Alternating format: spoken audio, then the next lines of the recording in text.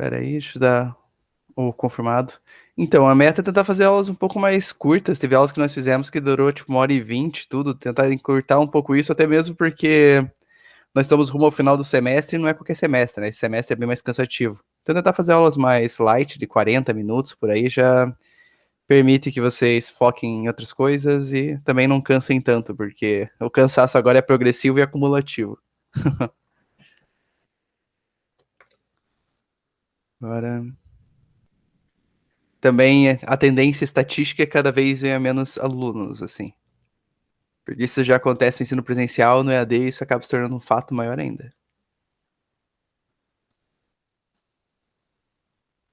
Deixa eu arrumar umas abas aqui só.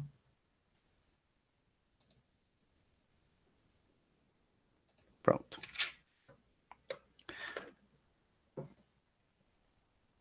Tio. Olá, Letícia.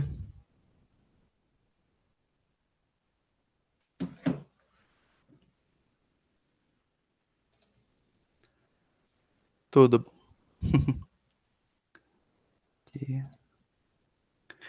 Gente, eu vou começar já a aula então.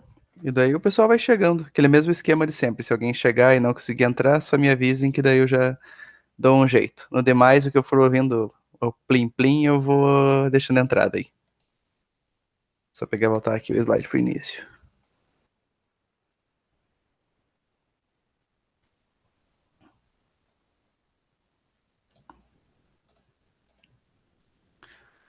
Só me avisem a partir do momento que estou começando a ver a tela.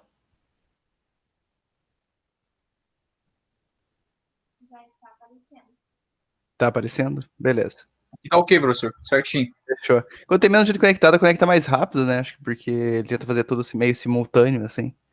Então, vamos lá. Qualquer coisa eu vou parando e vou deixando o pessoal entrar. Hoje nós vamos falar de dois tópicos. Eu peguei todo o conteúdo que realmente, tipo, prezava e cabia dentro da ementa. Eu compilei nas próximas 4 aulas, mas na última aula eu quero fazer tipo um especial explicando alguns passo a passos de como abrir uma empresa internacional dependendo de alguns países.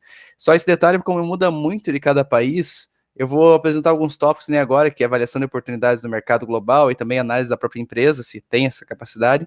Mas depois eu quero abrir algumas possibilidades e mostrar de como trabalhar isso na vida real e como que funciona. Mas eu vou deixar mais para a última aula, porque daí alguns tópicos vão sendo falados aqui são importantes para isso. E depois eu tento fazer o manual, nem que faça uma aula extra para isso, mas vou deixar isso bem para o finalzinho ali, antes da revisão, de preferência. Essa é a. Nós temos a aula de hoje e mais 3 aulas ainda dessa disciplina, e da outra, de gestão estratégica, nós temos mais 3 aulas, a partir de semana que vem daí. Daí nós temos as revisões, e na semana seguinte da revisão vai ser a semana de provas, que as duas provas vão ficar uma na sequência da outra. Diferente do que aconteceu no primeiro bimestre, porque a semana tá mais quebrada, né? A semana de provas começou na quarta e acabou na quarta, então a disciplina de terça acabou ficando para outra semana só. Nesse semestre eu acabei de ver a grade. Se não acontecer nenhuma alteração, alguma coisa assim, vai ficar desse jeito e vai ficar uma prova na terça e outra na quarta. Então as duas revisões vão cair na semana anterior mesmo. Torcer para não ter nenhuma palestra nos dias, mas senão eu vou tentar gravar de um jeito mais rápido. Mas enfim, acredito que desse semestre vai dar para fazer tranquilamente, pegar e fazer a revisão ao vivo mesmo. Mas então, vamos lá. Hoje vamos falar sobre a avaliação de oportunidades no mercado global e as exportações e counter trade. Na verdade, vai falar um pouco sobre esses assuntos, porque são assuntos bem complexos por si só. Essa disciplina tem vários tópicos que daria tranquilamente uma disciplina individual de comércio exterior para cada uma delas. Então, tudo é meio que apenas umas pinceladas, mas já ajuda a abrir o caminho para buscar mais informação, caso seja de interesse de cada um, ou caso queiram seguir uma carreira nesse caminho aqui. Vale bastante a pena por vários sentidos, principalmente porque qualquer atividade que realmente exija que você fale inglês ou espanhol para trabalhar, consequentemente paga mais. Então imagine alguma coisa que além disso exige conhecimentos técnicos que você deva ter de outros países que vão além do idioma. Só de pensar nisso já é um caminho para grandes oportunidades. O problema só é que é um mercado que tem grandes barreiras de entrada, então necessita de bastante especialização, que nem algumas outras precisam de provas e afins para você conseguir atuar nesse mercado, mas em geral vale muito a pena porque remunera bastante. Claro que é uma longa jornada e afins, mas em síntese compensa. Então, pelo primeiro deles, a avaliação de oportunidades do mercado global. Refere-se a uma combinação favorável de circunstâncias, localizações e um momento que ofereça perspectivas de exportação, investimento, suprimento ou parceria em mercados estrangeiros. Em síntese, é somente, por exemplo, a empresa vê uma oportunidade melhor de explorar algo lá fora do que aqui dentro. No caso, aqui dentro o crescimento pode estar limitado, às vezes lá fora pode ter algum fornecedor que possa fornecer um suprimento por um preço mais justo, ou até mesmo um fornecedor que só consiga comprar se estiver fabricando diretamente naquele lugar. Então, existem questões e questões que podem fazer valer a pena ou não o investimento internacional. Uma empresa pode perceber oportunidades de venda, instalações, insumos e acordos colaborativos, basicamente a mesma coisa. As oportunidades do mercado global ajudam a empresa a melhorar seu desempenho. Aquilo que nós já falamos desde o começo da primeira aula.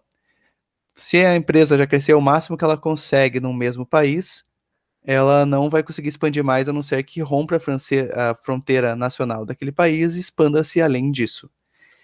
Os gestores buscam de forma contínua os dados mais relevantes para tirar o máximo proveito de oportunidades internacionais.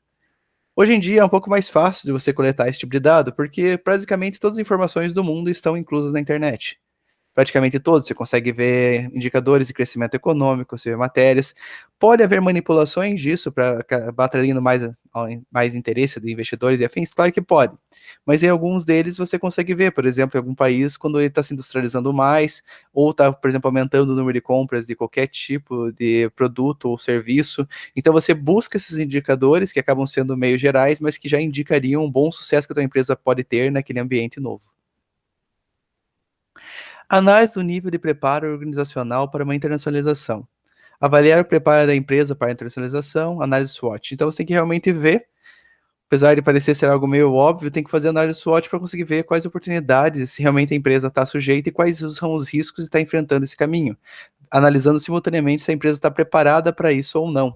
Isso é muito importante. Às vezes a empresa pode realmente ter oportunidade, só que ela não tem capacidade de atuar da mesma forma que ela atua no país de origem em outros países. Então é alguma coisa que tem que tomar bastante cuidado e realmente tentar antecipar essa situação. Analisar o cenário comercial externo por meio de pesquisa formal sobre as oportunidades e ameaças existentes. Então você basicamente faz essa análise, tem que fazer o dever de casa antes de se mudar de país.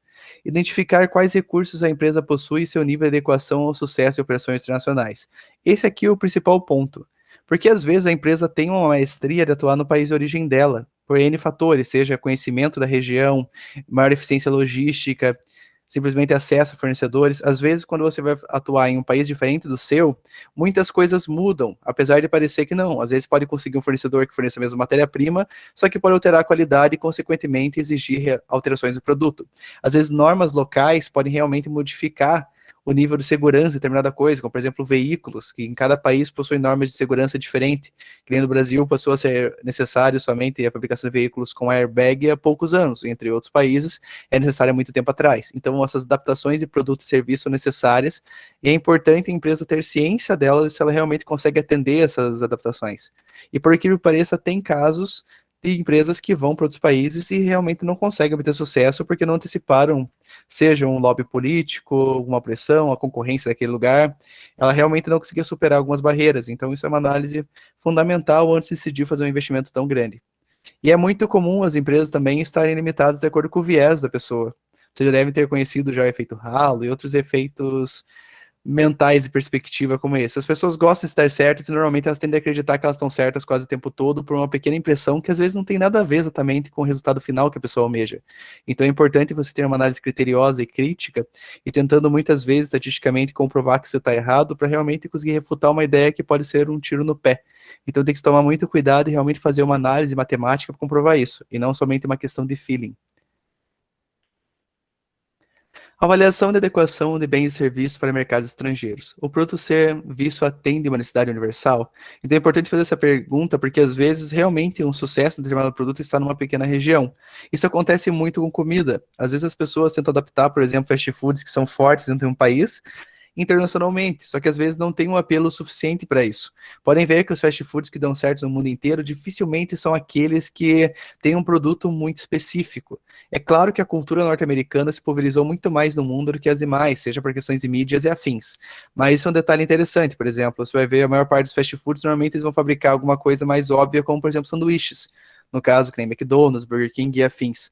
É uma comida muito tradicional e todos os países já se inseriram basicamente nela. Então é tranquilo se pulverizar.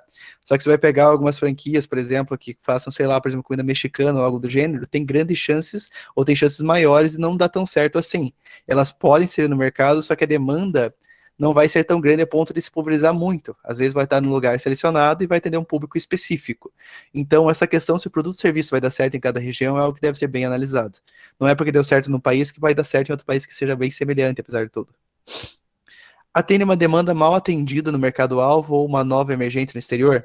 Isso é outra coisa interessante. Você pode ver, por exemplo, se tem empresas que automaticamente, que já estão no país que você quer entrar, mas que elas não conseguem atender a própria demanda delas com eficiência. Elas não conseguem atender todas as necessidades, não conseguem propagar o mesmo valor que você conseguiria naquele lugar.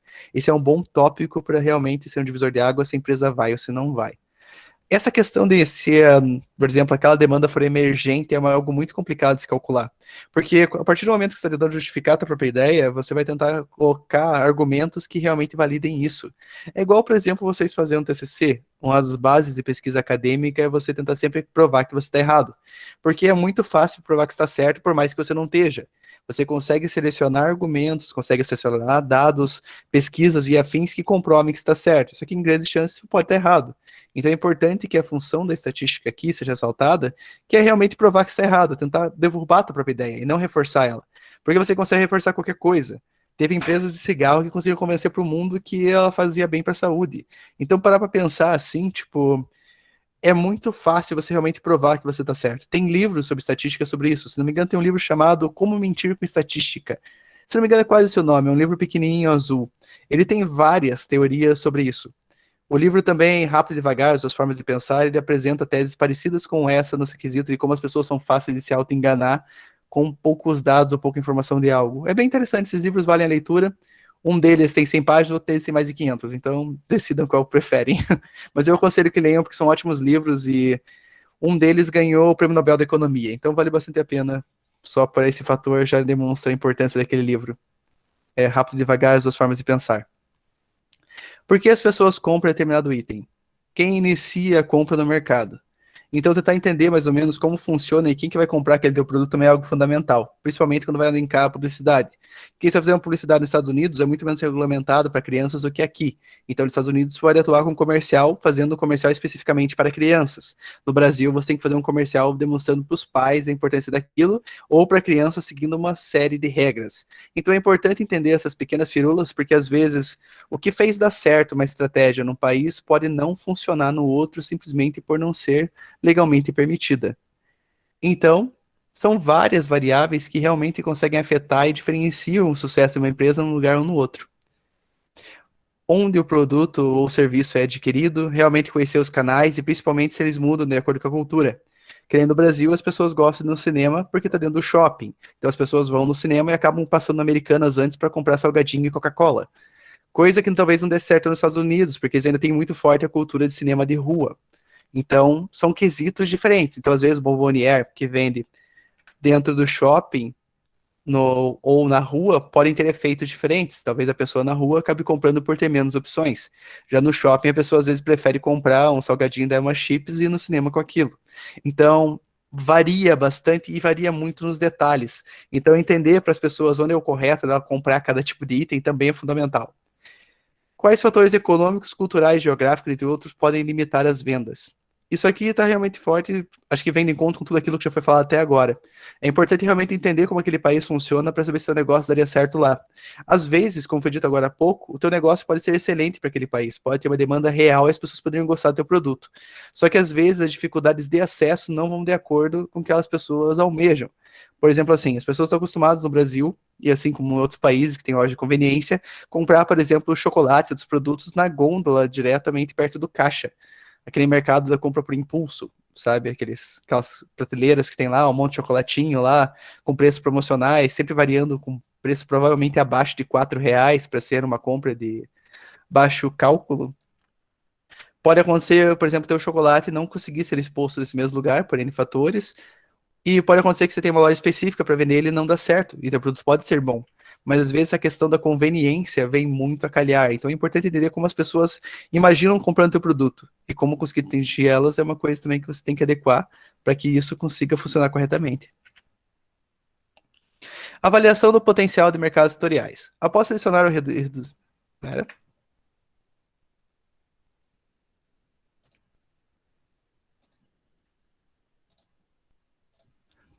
Após selecionar e reduzir o número de mercados-alvo em potencial, deve-se conduzir uma análise profunda de cada país selecionado.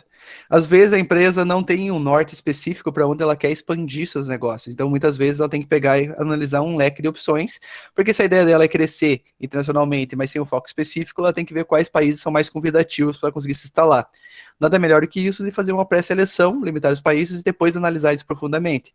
Cada pesquisa que vocês vão fazer de marketing nessa vida, que provavelmente vocês vão acabar participando de uma de outra, em N oportunidades de empresas e afins, pensem que a mínima pesquisa de mercado custa uns 15 mil reais. São caras, existem algumas que são mais baratas, mas são menos específicas.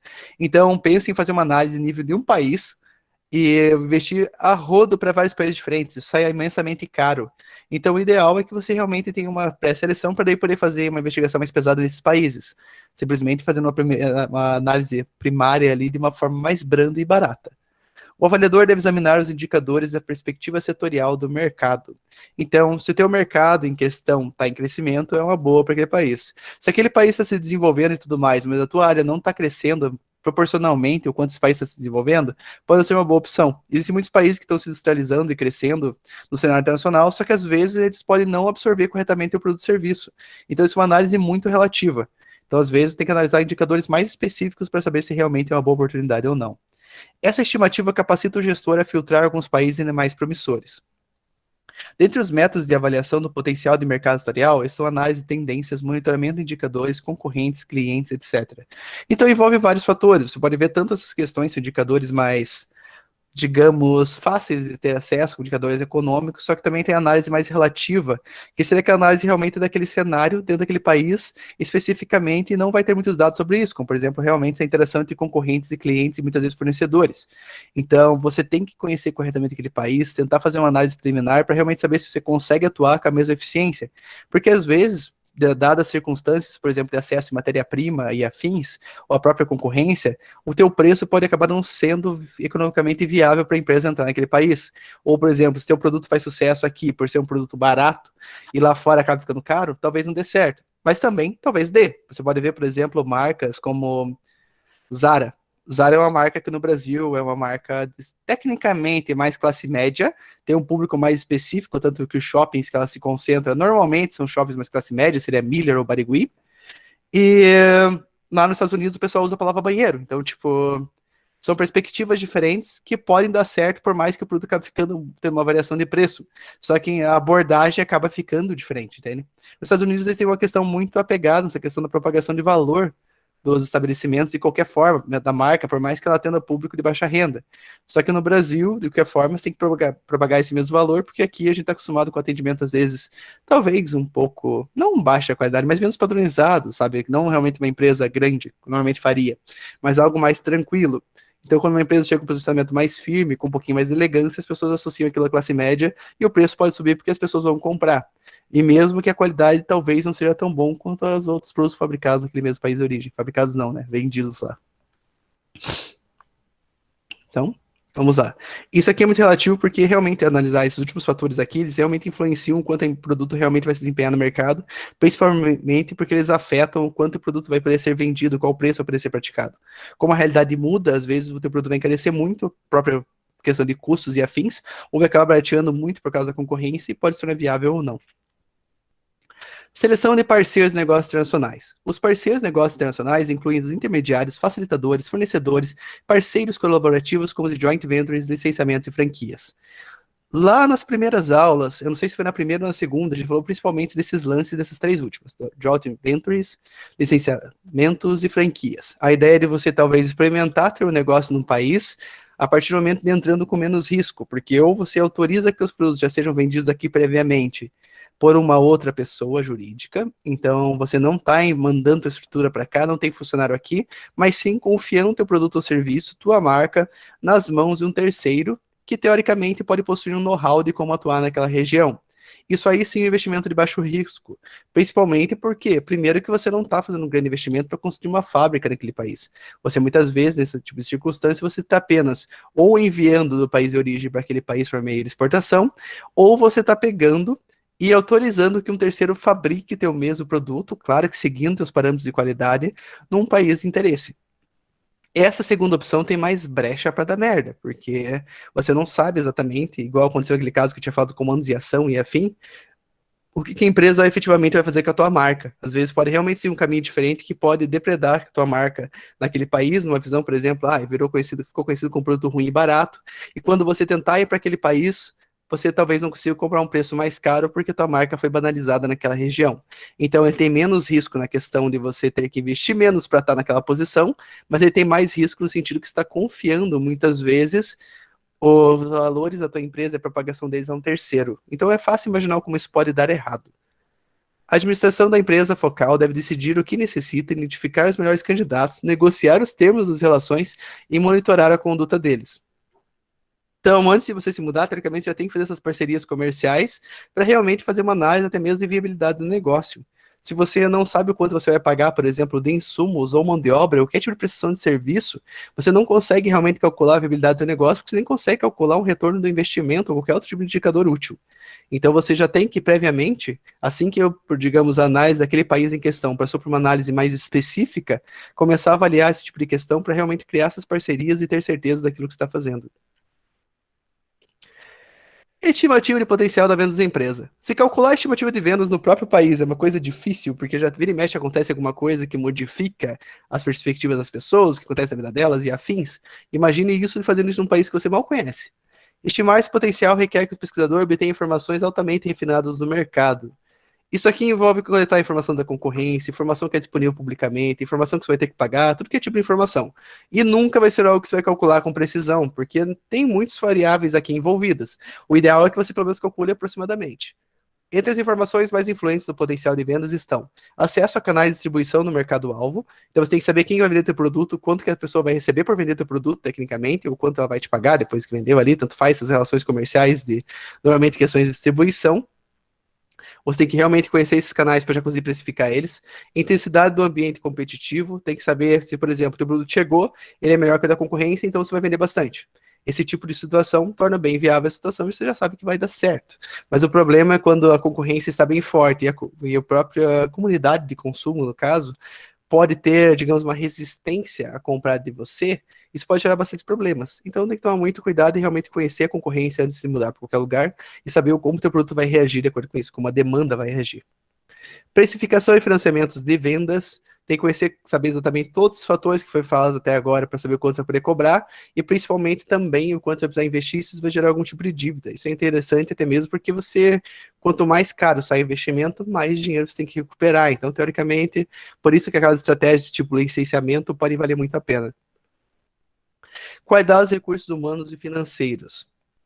É útil você mudar para um país onde tenha realmente recursos humanos que podem trabalhar para a tua empresa e realmente agregar valor, porque teoricamente você fazer teus funcionários se mudarem sai caro, muitos podem não querer, dependendo do país, e tem tudo dá para se fazer remotamente. Claro que hoje em dia muita coisa pode fazer remotamente. É uma tendência global. Provavelmente daqui a um tempo a maior parte de vocês vai acabar trabalhando remotamente de uma forma ou de outra, seja por meio de e-commerce próprio, ou seja, por exemplo, realmente participando de uma empresa e atuando dela por home office.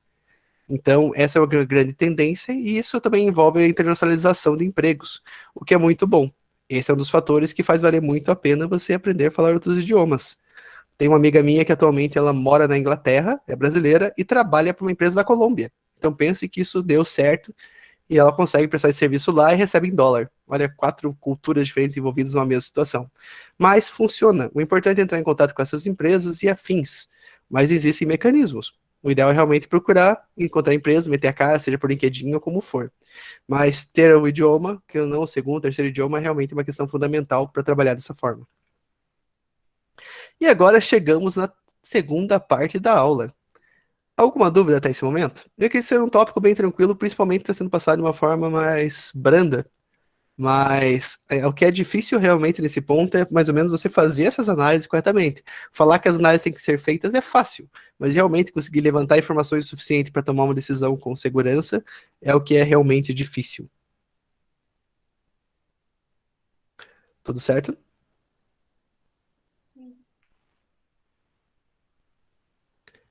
Então, vamos lá. Exportações como estratégia de entrada em mercados estrangeiros. Trata-se da estratégia preferencial da maioria das empresas em sua primeira iniciativa de internacionalização. Como eu tinha dito, é difícil você prever qual que é a tua real demanda num país estrangeiro. Então, o jeito mais fácil de fazer isso é somente mandando teu produto e não mandando uma empresa inteira. A partir do momento que você consegue exportar para determinado país, você consegue calcular a reação daquele público diante do teu produto. E se você fizer isso por um longo período de tempo, você consegue diferenciar corretamente se é apenas um boom inicial, no caso, uma demanda explosiva que aconteceu porque o produto é novidade, ou se realmente é algo contínuo. Demanda, novidade e excesso de compras no começo e depois abandonar é algo comum em Araucária. Em Araucária acontece bastante isso. Quando surge alguma comida nova, algum estabelecimento novo, tem filas quilométricas. Passa-se 2 meses, aquele negócio talvez quebre porque o pessoal parou de comprar. Então, esse efeito é algo relacionado ao comportamento humano. Isso acontece mais, talvez, em cidades onde realmente tem maior chance de algo ser uma novidade, mas é um fenômeno humano. Tem grande chance de um produto importado conseguir trazer essa mesma reação, mas não de uma forma sustentável de recompra. Então, é complicado fazer essa análise. Então, por isso que fazer um teste primeiro de longo prazo pode ajudar bastante. Exportar permite à empresa se retirar prontamente em caso de problemas graves no mercado-alvo. Se você está enviando apenas alguns produtos, fica mais fácil você parar de enviar produtos depois. Por isso que vale a pena esse teste. Acho que uma empresa realmente meter a cara para outro país pode ser uma situação ousada demais. Entre os arranjos organizacionais para a exportação estão a exportação indireta, a exportação direta, o estabelecimento e subsidiária própria. Como administrar as transações de exportação e importação? Os gestores devem familiarizar-se com a liberação aduaneira, o transporte internacional de bens e documentação, os formulários exigidos e demais papeladas usadas. Como podem ver, acredito que alguém de vocês já trabalhou com esse tipo de situação em alguma empresa. É extremamente complexo, é chato, é burocrático e envolve um monte de regras específicas e poderes externos, sejam públicos ou não. Então, é uma situação que quanto mais especializado for a pessoa naquilo, mais prático será para a empresa. Por isso que as empresas acabam atuando com facilitadores para isso, pessoas ou empresas que vão realmente ajudá-los nessa parte. Porque fazer isso aqui por conta e ter um departamento próprio para isso aqui pode não ser tão eficiente, principalmente porque empresas especializadas contêm talentos para as mais diversas situações e problemas que possam vir a aparecer. Então, isso aqui é uma função que praticamente nasceu para ser terceirizada e é o tipo de solução que, se você souber proporcionar para uma empresa, pode ganhar muito dinheiro. Quando eu digo esse tipo de solução, eu digo você ter uma empresa que oferece essa solução e não você trabalhar numa empresa que oferece essa solução. Porque todo mercado que pode explorar o proletariado, eles fazem. Então, o ideal é você realmente prover essa solução, ter o conhecimento e conseguir atuar diretamente. Daí sim vai ganhar bastante dinheiro. Os Incoterms, termos internacionais de comércio, são termos de venda universalmente aceitos que especificam efetivamente o que está ou não incluso no preço de um produto vendido internacionalmente. Entre eles, os mais comuns, FOB e CIF. Acredito que a maior parte de vocês já ouviu falar sobre esses termos, que indica a questão se você vai realmente pagar o frete ou não. Pelo menos no cenário nacional, isso acaba se resumindo mais ou menos dessa forma. Mas, obviamente, tem mais termos que esses e tem outros para outras situações. Mas é algo bem específico e algo bem mais aplicado logístico a quem trabalha com isso diretamente. Métodos de pagamento, exportações e importações. Isso aqui é um tema interessante. A concorrência acirrada dos mercados de exportação exige que os exportadores ofereçam condições atrativas de pagamento aos seus clientes. O que tem de interessante nesse ponto específico? Às vezes a empresa que está exportando ela pode não aceitar ou não sobreviver com uma carência de pagamento muito grande. Mas é interessante para o governo pegar e que essa pessoa esteja exportando. Exportar é muito legal para o país, é um excelente indicador e traz muitos benefícios. Então, o que acontece? Que no caso, nós temos o Banco do Brasil, nós temos alguns bancos que têm uma função, digamos, mais pública, e esses bancos podem ter, digamos, como que eu posso dizer? Podem ter, como se fosse, não benefícios, mas podem ter um serviço específico para empresas que estão querendo exportar e oferece para elas condições de pegar crédito para manter o seu funcionamento, seu capital de giro e tudo mais, enquanto estão exportando. Então, por mais, digamos, que a empresa lá fora acabe pagando a prazo, quem acaba suportando esse tempo de demora, esse entrave, vai ser, no caso, o Banco Nacional, que está pegando e apoiando essa situação, incentivando esse crédito para que essa empresa consiga sobreviver enquanto ela não recebe. Esse intermédio, às vezes, acaba sendo até isento de taxas e coisas que realmente podem chegar e encarecer muito, no caso, o preço da empresa está exportando. Simplesmente vem com uma espécie de incentivo. Então, para as empresas que acabam importando produtos e acabam comprando em grande quantidade e tendo necessidade de pagar por maior prazo, esses bancos acabam ajudando para que a empresa realmente consiga fazer essa situação, no caso, pegando e atuando, absorvendo o crédito disso. Fontes de financiamento para transações de exportação incluem bancos comerciais, factoring, forfeiting, programas de apoio governamental e bancos de desenvolvimento multilateral. Como foi dito, é extremamente útil que para as empresas que estão exportando e tanto para as nações, que realmente haja essa exportação. Então, nada mais justo do que o próprio governo te dar um suporte para isso, te dando uma certa linha de crédito para você poder continuar mantendo seu capital de giro enquanto você exporta. Beleza? Acho que isso já deixa bem claro essa situação. É útil para o país realmente suporta e dá incentivos para que isso realmente aconteça. Como identificar e trabalhar com intermediários do exterior? Isso aqui é um tópico que está diante de toda essa disciplina de hoje, toda essa parte específica da disciplina. As chaves para as boas relações incluem cultivar ligações mutuamente benéficas, entender genuinamente as necessidades do distribuidor e estimular a lealdade. É extremamente útil para fornecedores que empresas grandes já venham para o país com um contrato de fornecimento para eles. Isso, obviamente, é bom, porque normalmente uma empresa que esteja mudando de país para fabricar no exterior, ela é uma empresa de grande porte. Então, significativamente, vai significar um kick-out muito bom para aquela empresa que está fornecendo as matérias-primas, seja lá o que for, seja produto, serviço e afins, para a empresa que está vindo para o país. Então, é importante você conseguir manter essa relação sempre útil para ambos. Às vezes, até mesmo a depressão do mercado faz você queira pressionar os seus fornecedores para cobrar cada vez menos. Então, às vezes, pode se tornar um negócio inviável. Esse equilíbrio é que faz realmente o negócio dar certo. E sempre tomando cuidado e sempre tendo outras opções para não acabar excedendo o poder de barganha aos fornecedores, que a gente viu isso nas 5 forças de Porter. Dentre os fatores de sucesso estão a realização de pesquisa do mercado, a ênfase nos produtos mais fortes, o desenvolvimento de um plano de negócios internacionais para cada atividade de exportação e adaptação de culturas estrangeiras. Basicamente, é aquela ideia de você fazer atividade de casa, realmente pesquisar muito antes de um país, se possível fazer testes, por exemplo, tentando mandar o produto e fazendo o produto ser fornecido por lá, da responsabilidade de um terceiro, no caso, representando pouco risco e pouco custo para você. Se o mercado abraçou e realmente demanda mais, daí sim você analisa a ideia de ir para lá, principalmente porque os consumidores já sabem que o serviço em si, em torno do produto ou serviço original, vai melhorar muito. Se tua empresa está naquele país, o atendimento, por exemplo, de garantias, assistência técnica e afins, sempre vai melhorar se a empresa realmente estiver sediada naquele país. Tudo fica mais fácil e mais rápido. Não é igual alguns produtos, por exemplo, que a pessoa vai mandar para garantia e demora 6 meses para voltar. Eu conheço casos disso, nossa, da ASUS tem 2 casos, conheço alguém que comprou um notebook, outra pessoa comprou um celular, foi para assistência técnica e demorou no mínimo uns 4 meses para voltar. Então, esse tipo de situação é muito tensa. E se a empresa estiver instalada no país, realmente isso pode ser facilitado. Pode acontecer, igual foi falado, empresas estarem no país e ter um péssimo serviço. Mas, em geral, facilita bastante a empresa estar no país, até mesmo o processo de, sei lá, se for realmente produto eletrônico, como foi falado, peças de reposição, mão de obra especializada, ciência técnica autorizada, todas essas questões ficam reforçadas e propagam uma garantia a mais para o próprio cliente. Então, é legal, é algo que tem que ser bem estudado e, consequentemente, pode ajudar a empresa a saber se o negócio pode dar certo ou não. E último tópico, counter trade. Counter trade, também chamado de comércio recíproco de mão dupla, refere-se à transação comercial internacional em que os pagamentos, sejam integrais ou parciais, são efetuados em mercadorias em vez de dinheiro. Eu não sei se ia chegar a ver esse tópico em alguma outra disciplina, talvez sim, talvez não. É uma situação específica quando países trocam exportações. Então, normalmente você paga com alguma coisa que outro país tem interesse. Por exemplo, um país exporta feijão e outro exporta. Esse país está pegando feijão e exporta de novo um pagamento em arroz. Então, eu fiz uma ideia de equilíbrio econômico e pode ser útil por mais diversos fatores. Pode acontecer entre empresas, porque às vezes uma empresa pode utilizar esse produto mais barato, vindo por meio desse counter trade, você consegue comercializá-lo no país de origem ali com uma certa facilidade por um preço bem convidativo. Ou pode ser interesse, inclusive, nacional. Às vezes, para um país, pode ser útil receber aquele material e, no caso, pagar a empresa ou etc. para vender aquilo lá para outro revendedor e assim por diante. Pode haver situações com players diferentes envolvidos.